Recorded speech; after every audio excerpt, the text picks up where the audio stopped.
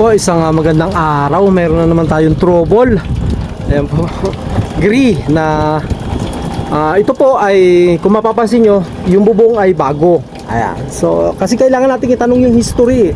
So yung bubong po ay bago. So nakakabit yan sa baba. Mapapansin mo rin na bago yan, yan. So nung nasa baba daw, matinuraw siya, hindi na siya nagluluko. At nung inakyat dito sa taas ay nag-e-error ng iwan. Kaya nga pinapalamig ko kasi para makita ko. So bakit? So nag-e-error siya ng iwan. Ayan, nagluluko. Ngayon kasi dun sa baba matino siyang umandar. Tsaka nakita ko rin dito 5'8", dinoktor, ginawang 1/2. Kung kanyan straight yan, walang problema, okay yan, lalamig yan kahit 1/2 yan. Tapos 1/4. Ayan. So bakit siya mag-iiwan? Ngayon naman may pressure naman, may preyon.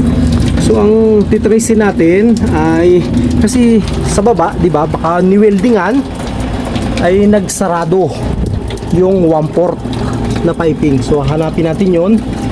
At yun, katulad dito, tingnan mo yan, oh. So ito, wala rong problema to, okay to. So ito, kaya yun ang gagawin natin, hanapin natin yung welding. Tapos pagka nakita natin, ay babalik natin. Kung hindi naman ay dahil nilipat nila, baka napasukan ng alikabok yung filter natin, kaya nagahang siya or may bali. Kaya ganun, ayan. So tininan ko naman yung sa motor, okay naman siya. So pinapalamig ko nga kasi mainit yung compressor. Ayan siya, para makita natin mamaya. Ha? So yun, napaandar natin, pero nag-high ampere siya. May problema yung piping nito, baka doon sa pagkaka-welding sa 1/4 napasukan ng kuwang, kaunti na lang yung kuwang.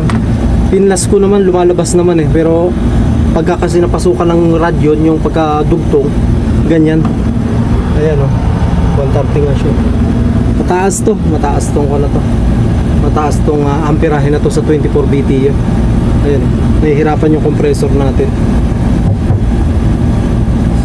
Nahihirapan.